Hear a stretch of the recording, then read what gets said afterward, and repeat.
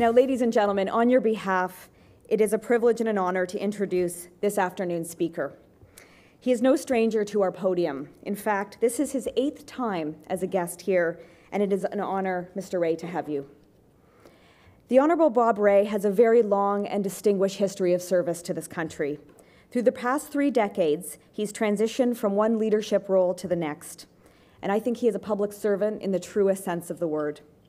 Whether as a member of provincial parliament, a finance critic, a premier, a chair of government committees of all sorts, a member of parliament, Mr. Ray's considerable political skill and his leadership skills have benefited the province and the country now since the early 1980s, and actually before if you include his political work prior to elected office. Since 2008, Mr. Ray has served the people of Toronto Centre on Parliament Hill. A gifted parliamentarian, he is, of course, much more than a politician. He is a lawyer, an advocate, a family man, an author, an officer of the Order of Canada, of the Order of Ontario, and an outdoorsman, and as I understand it, Rick Mercer's most famous swimming companion. Born in Ottawa, Mr. Ray is a graduate of the University of Toronto. He was also a Rhodes Scholar, where he obtained a philosophy degree from Oxford in 1971. One of the many issues about which he is passionate is energy and its role in the Canadian economy. Canada, of course, is internationally recognized for our wealth of resources across the energy sector. But as Mr. Ray will explain, our country has no national strategy to develop this energy abundance in a sustainable way. Today, Mr. Ray will discuss the need for national leadership on the issue of energy and talk about what is needed to address this big issue facing Canada today. Mr. Ray, welcome back to our podium. Thank you for being here.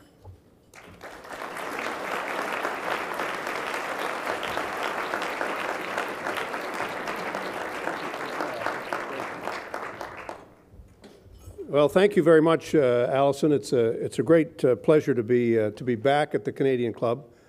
Of course, I was here at the founding of the club 116 years ago, and it hasn't changed too much since that time, I can assure you.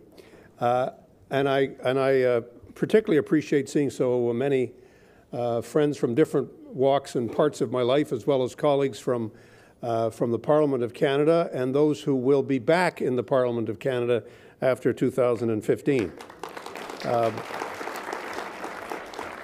As Alison has said, what I wanted to do today was to start a real discussion about energy and our economy, but also in so doing about what kind of country are we and what kind of politics do we really want to have.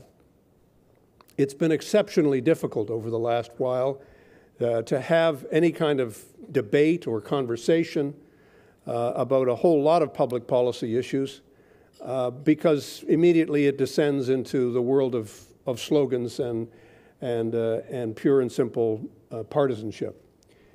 And as somebody who's been in public life, as Alison has kindly pointed out, for quite a few years now, this is not new, but what is new is the fact that anyone who puts their head over the trenches is likely to get whacked pretty quickly. So I guess I'm doing this today because I don't have any leadership ambitions, as you have by now discovered, much to the surprise of some people. All those ads taken out against me are just a great big colossal waste of money. But because I do think as the interim leader, I still have something constructive and positive that I can do to encourage a real national debate and dialogue and do everything I can to make sure that happens. So we start out with a picture in our heads of our country. And for those of you in the audience who are of my generation, we grew up in primary school with those National Film Board documentaries about the country, and we could all appreciate and see the diversity of the country, its richness, and the richness of its resources. And so the fact that we are a resource-rich country is not new. When the first fishers came to the great shores off Newfoundland and saw that there was an abundance of fish such as they'd never seen before in their lives, right down to today, to those people who are coming to Canada and seeing that we are, as the Prime Minister has described us, an energy superpower and an energy powerhouse, the resources of Canada have been a huge draw on attracting people to the country. And to a great extent, it really is the story of Canada. C'est l'histoire du Canada, nos ressources naturelles. Et il faut dire clairement que c'est à cause de ça que nous sommes un pays qui est si riche. C'est à cause de ça que nous sommes un pays qui attire l'investissement d'ailleurs. Et ce n'est pas nouveau, c'est l'histoire du Canada. Ce n'est pas quelque chose qui vient de hier, mais c'est quelque chose qui vient de notre histoire. Now, some people refer to this as a disease. I don't think it's a disease. I think it's an advantage. I don't think there's anything wrong or anything to be ashamed of, the fact that we are a resource-rich country. The fact that today we are an oil and gas-rich country. That's really not the issue. What's at issue is, what do we do with these resources? How do we develop them? How do we do it in a sustainable way? How do we ensure that the riches that accrue from it come to all parts of the country and not just to one part of the country? And how, in fact, do we ensure that those who have lived on the very margins of our society for so long, in fact, since the arrival of European settlement, how do we ensure that the First Nations, the Aboriginal people of this country, can, in fact, benefit directly from the development of our resources, rather than see them as a threat or as a further source or cause for their impoverishment?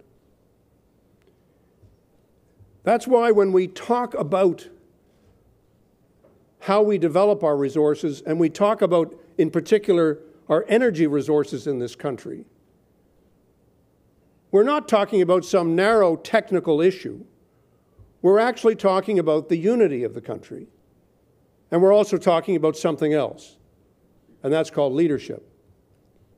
It's a leadership that's going to be required to ensure that we develop these resources in a way that's truly and deeply sustainable, that we develop them in a way that will lead to a widely shared prosperity across the country, and that we develop them in a way that will ensure a greater degree of unity in the country rather than a greater degree of disunity in the country. And these things don't happen by themselves. They don't happen because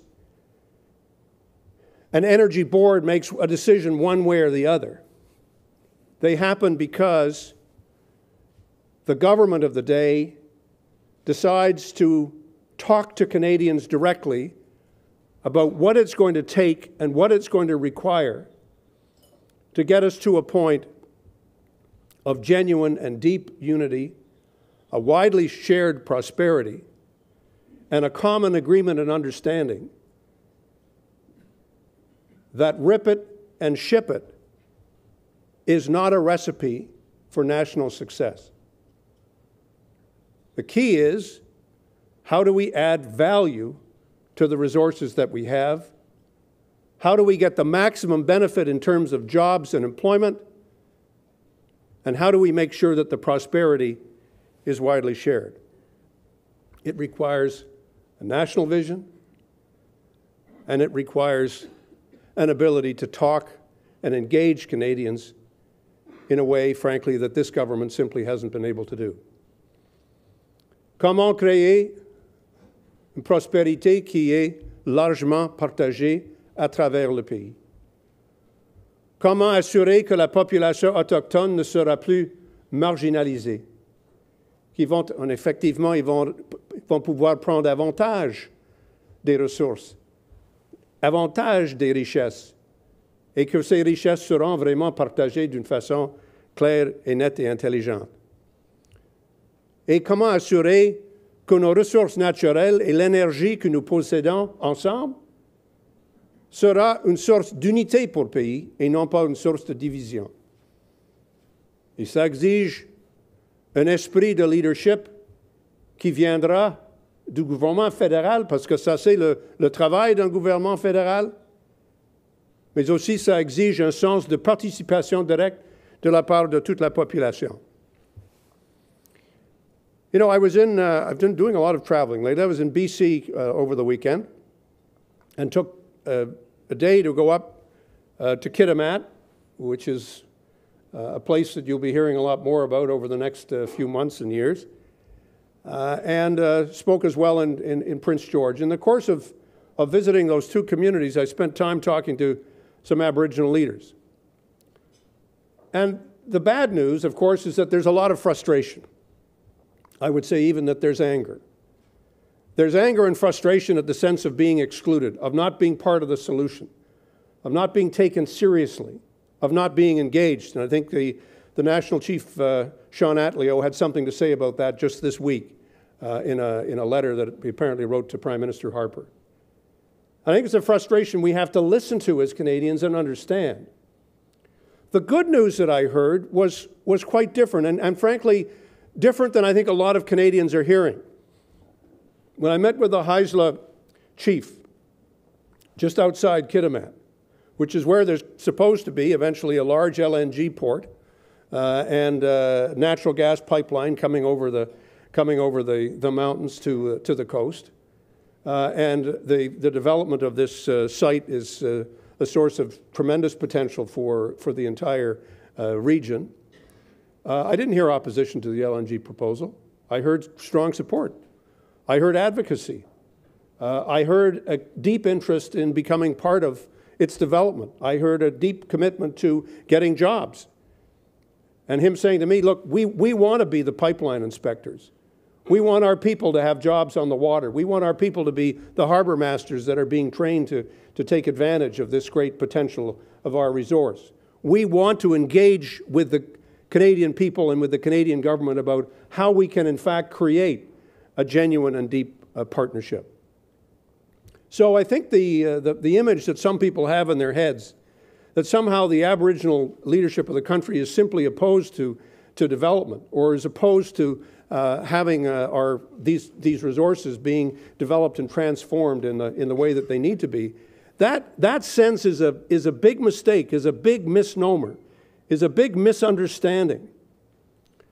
But as I get a little older, I think one of the things that you realize in public and political life is that what people really want is respect. To be an effective leader, you have to understand that every member of your caucus wants a little respect. And every member of Parliament wants a little respect. And why would you assume that the Aboriginal people of this country are any different? Why would you assume that what they're not looking for is respect when it's so clearly that is what is required? And yes, that respect has to take real and constitutional form.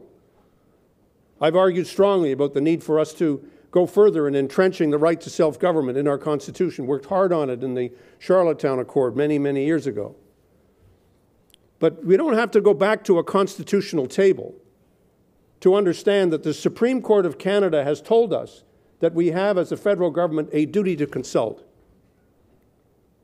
And what was interesting to me is that the person who has put forward this view most strongly, most recently, is the Vice Chairman of the Canadian Imperial Bank of Commerce, who also was a Minister of Energy and also was a Minister of Aboriginal Affairs in Mr. Harper's government. I'm speaking of Jim Prentice. And Jim Prentice pointed out 3 weeks ago in a speech that he gave in Calgary, where he said the duty to consult cannot be subcontracted to an energy board, and a duty to consult has to belong to the federal government. And he pointed out that unless that duty is taken seriously and is followed by a real sense of partnership, there are many projects that people have in their heads that they want to go ahead, and they will not go ahead. And they will not go ahead because the Aboriginal people have not been brought in to be part of the solution and part of the answer. So we often see the Aboriginal issue as being something, oh, we'll get to that later on. Souvent, nous pensons que nous pouvons le faire plus tard. Mais écoutez, c'est la province du Québec qui nous a montré le chemin. En se rendant compte qu'il n'y aurait pas de projet au nord du Québec sans l'appui, sans la participation directe de la population autochtone. C'est la province du Québec qui a signé les accords avec les Cris et les Inuits du Nord. Ce qui a créé l'opportunité pour changer, pour transformer l'économie du Nord du Québec. Ils l'ont compris, ils l'ont fait.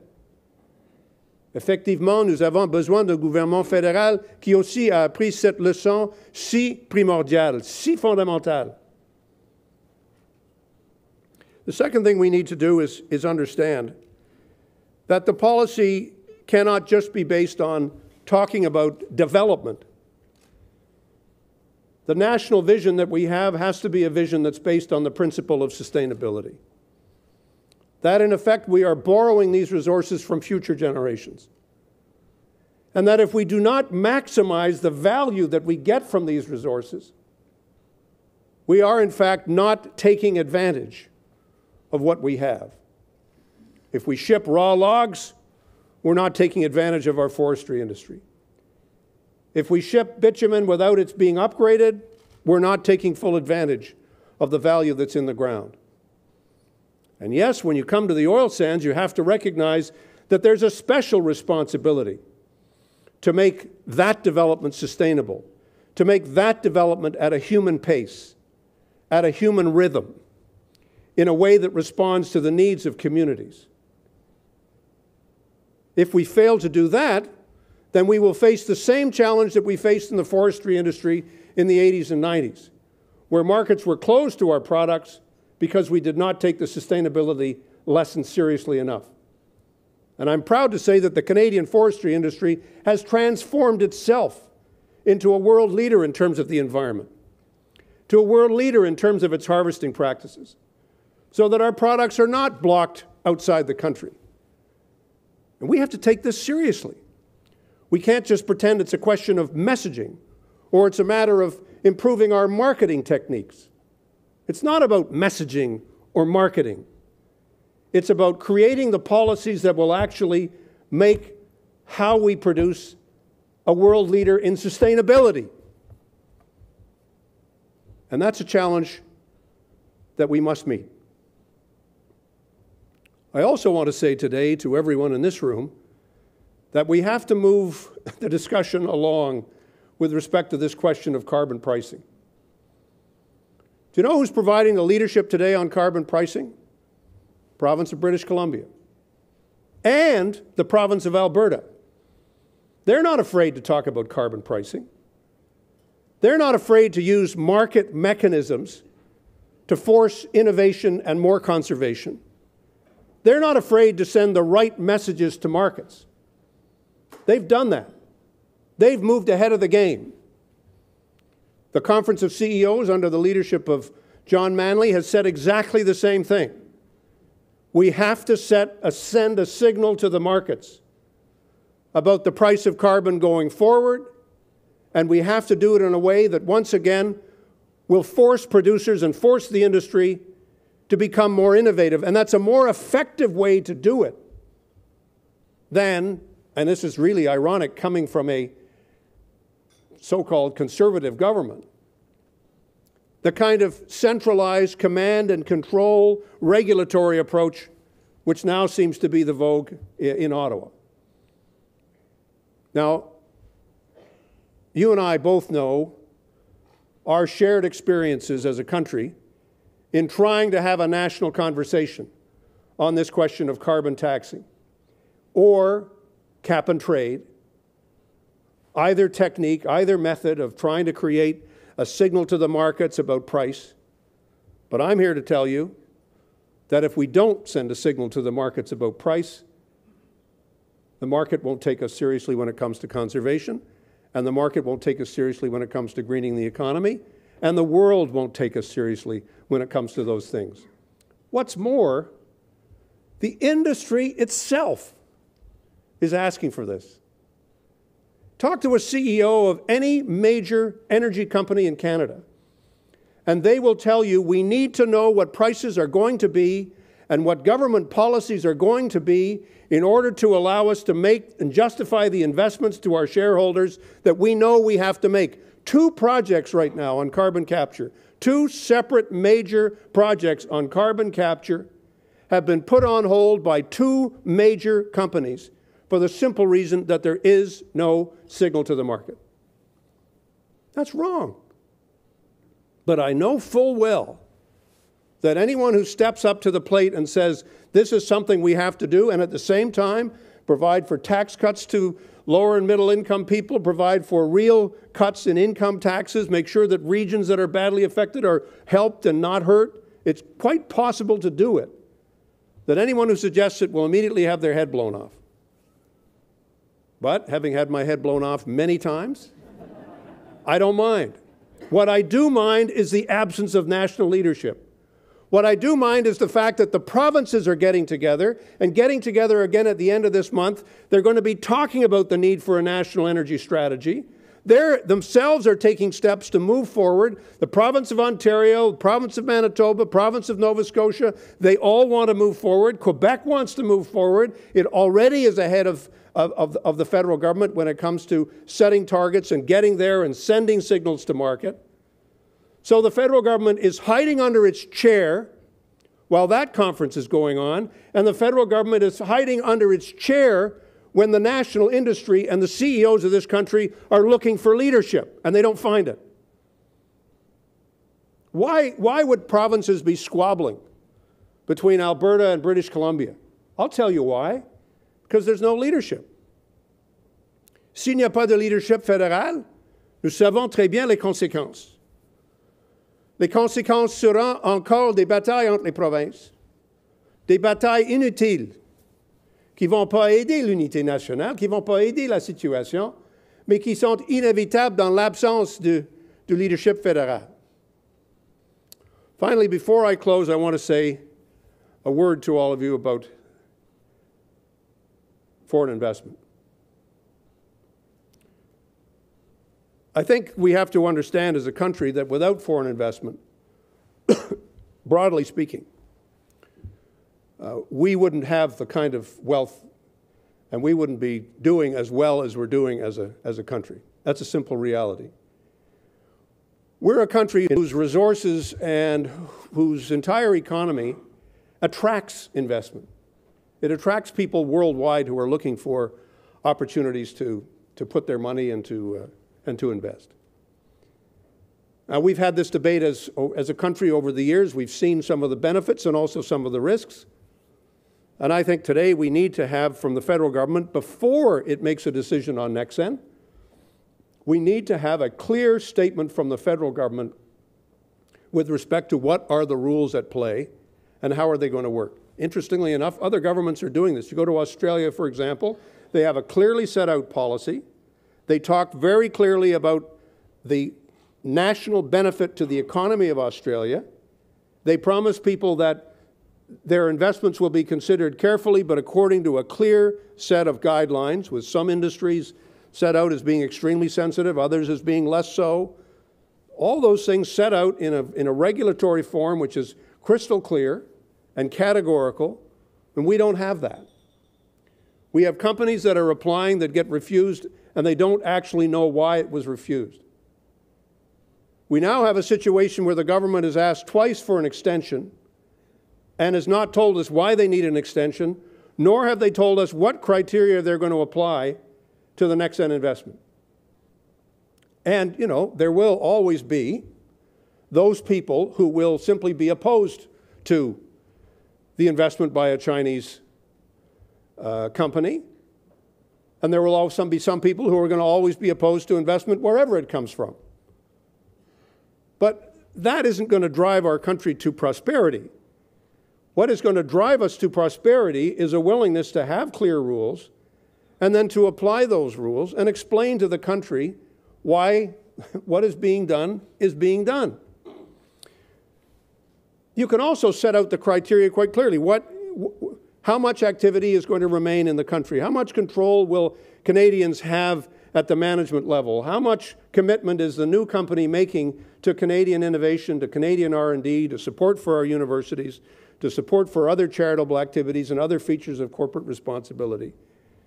What is the commitment to clearly following Canadian laws, which is just a basic requirement that one would establish? How many shares are Canadians going to be able to buy on the market? Is the company willing to list on the Toronto Stock Exchange? Can we have the same degree of transparency applied to that investment as we would have to any investment which would be made by a Canadian or other companies?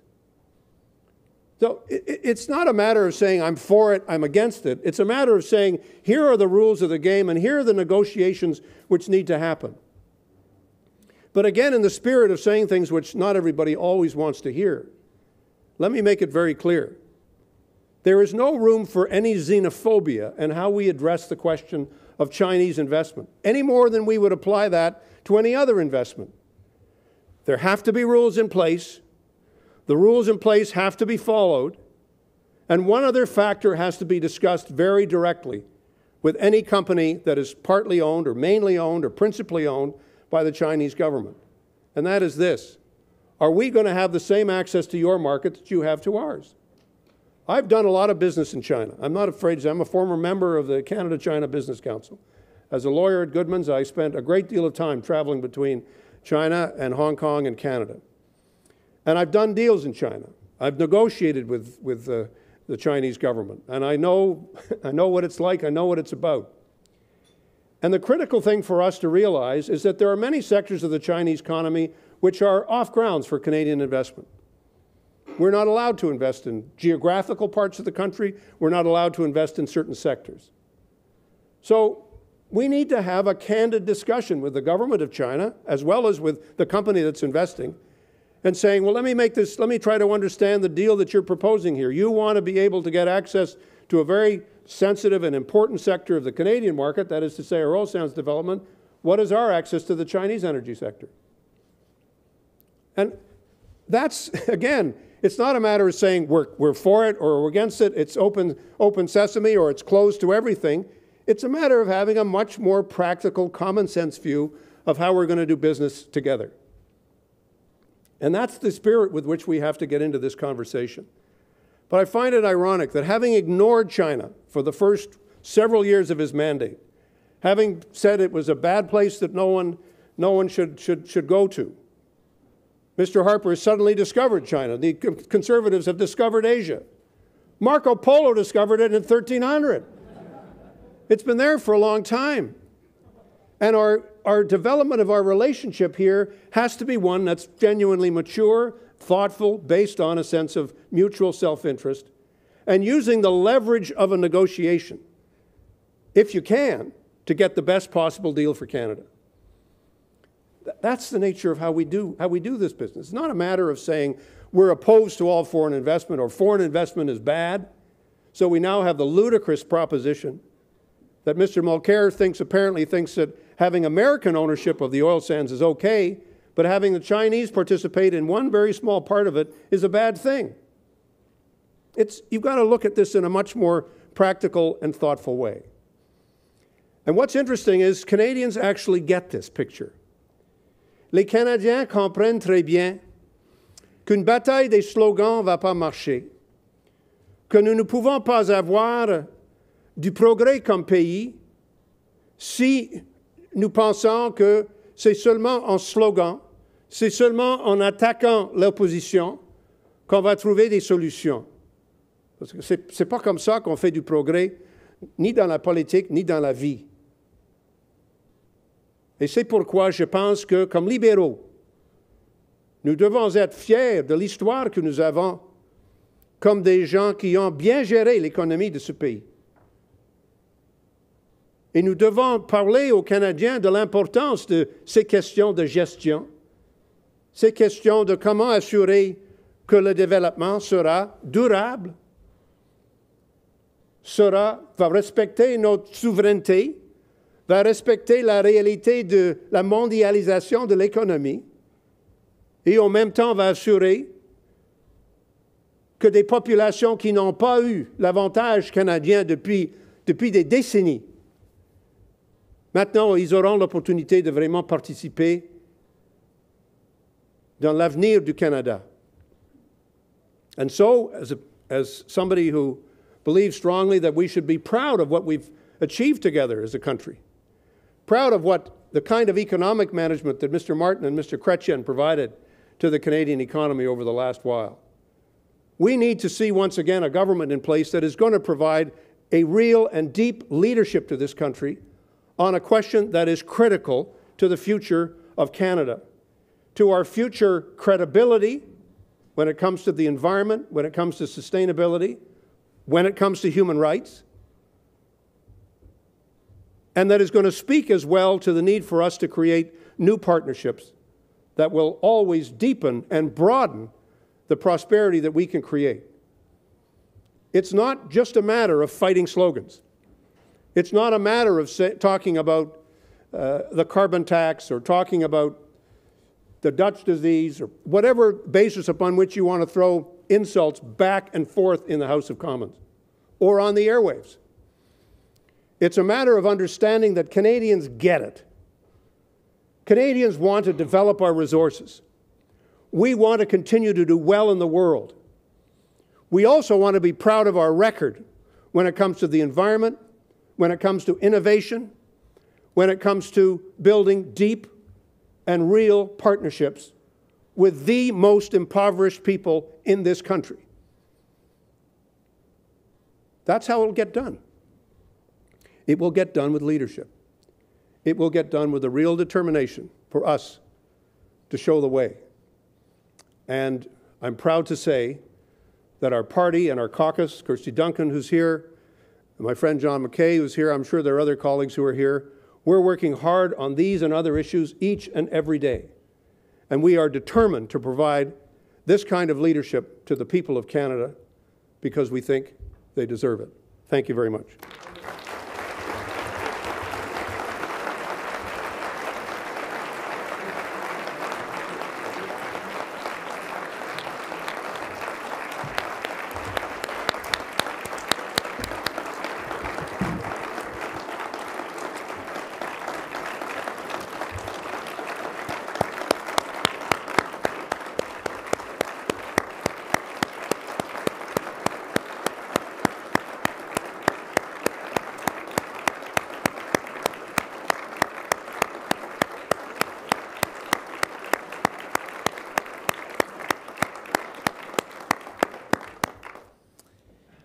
Thank you, Mr. Ray.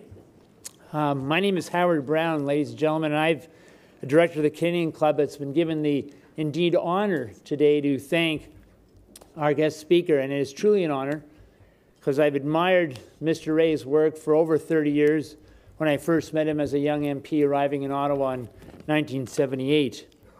And it's quite easy to see why Bob Ray has been voted best orator many times by Maclean's magazine.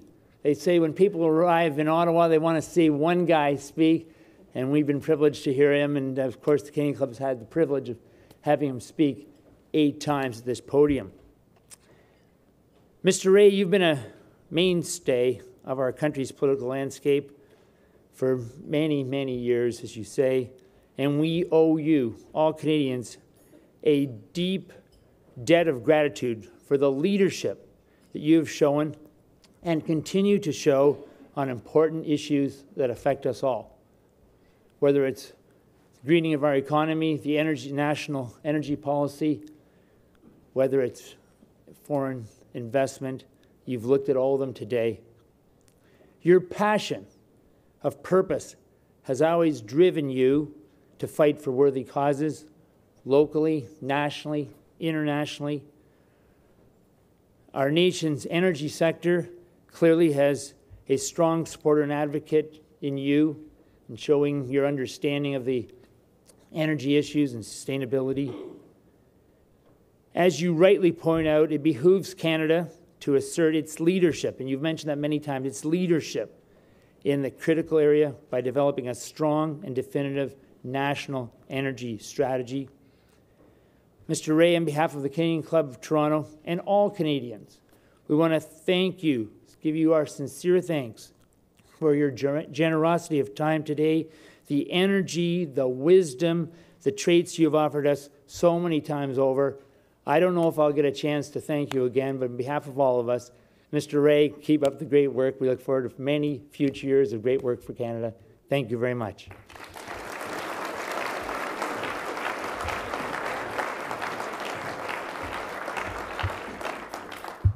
Thank you, Howard.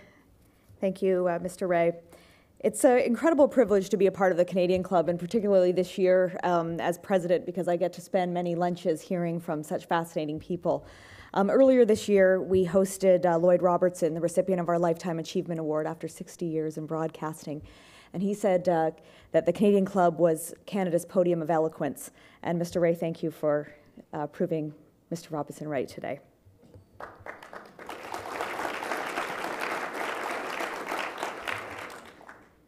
I would also like to thank again the Dominion for being here and for your support and for making today possible. Now, before I allow everyone to actually eat, I would like to take a moment to tell you about a few of the upcoming events that we have. On Monday, we will be celebrating another wonderful milestone, 100 years of the Grey Cup in Canada, with CFL Commissioner Mark Cohan in conversation with Stephen Brunt. Later in November, we'll host Rob McIsaac, who will talk about the role of colleges in Canada's and Ontario's changing post-secondary environment. On December 3rd, the Premier of Newfoundland and Labrador, Kathy Dunderdale, will be with us, speaking of energy as well. And then later in December, John Ruffalo from OMERS and Bill Curry from Deloitte will be here to talk about how Bay Street can beat Ontario's productivity challenges and come out on top. I figured that today there'd probably be at least one or two Liberals in the room. Maybe more. So I thought I would let you know that on December 6th, we will be hosting all 6 of the candidates who are seeking the leadership of the Ontario Liberal Party in a conversation hosted by TVO's Steve Paikin. So to order tickets to any or maybe even all of these Canadian Club events, you can visit our website at canadianclub.org. Now this formally concludes our television programming, which will be broadcast on Rogers TV in the days to come. We continue to be very grateful to Rogers and to 680 News for their continued coverage of Canadian Club events.